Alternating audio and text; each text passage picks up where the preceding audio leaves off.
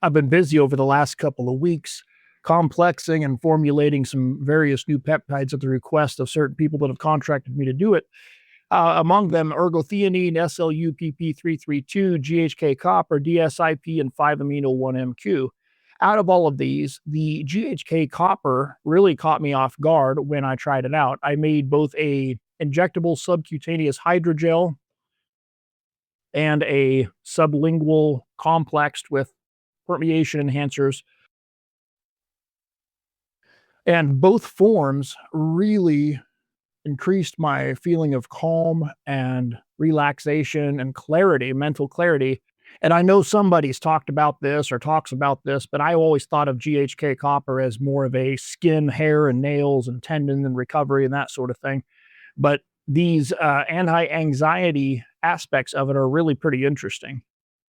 As per usual, let's take a quick look at an AI overview and the studies behind it to see what we're dealing with here.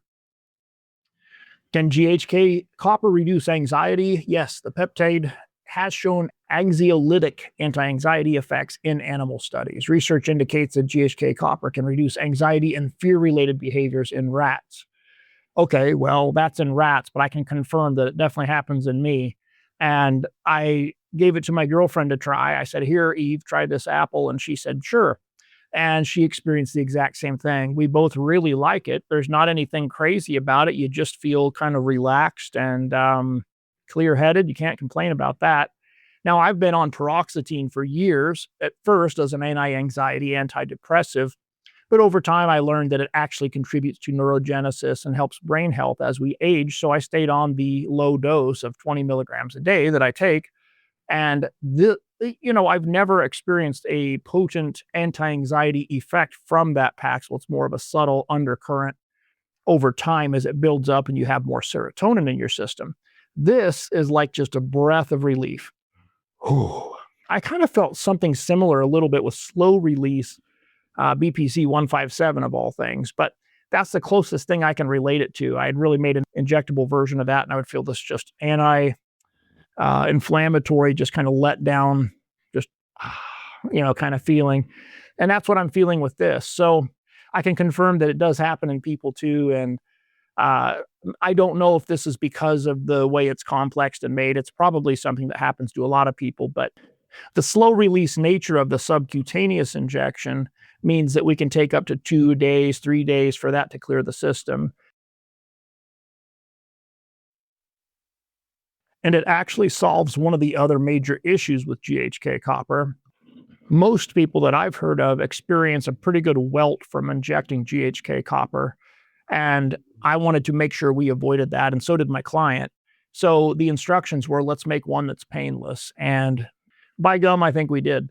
Number one, just the slow release hydrogel nature of it really kind of slows down any instant pip that would happen with a water-based peptide or a water-based B12 shot, that sort of thing. What you're experiencing there sometimes is just that quick release of the antibacterial alcohol that's in it, making contact in your system by your skin real quick, and you get, a little bit of a sting or a welt. But with the GHK copper, the substance itself causes that. So by slowing it down, you're only getting just a little bit releasing, as opposed to this big slap of it giving you a welt. So I didn't get any kind of welt when I injected it. Neither did my partner. It's been about 30 hours since I injected, and I still don't have any issues with it. Hannah said that she got just a little bit of soreness from hers, but what that means is that she knows she took it, but it's not really bad.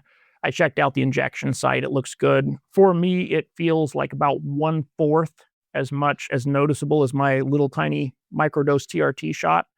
Now, I use castor oil for my TRT and for my oxytocin injections, and those leave a lot more of a noticeable, little lump or a little bit of soreness.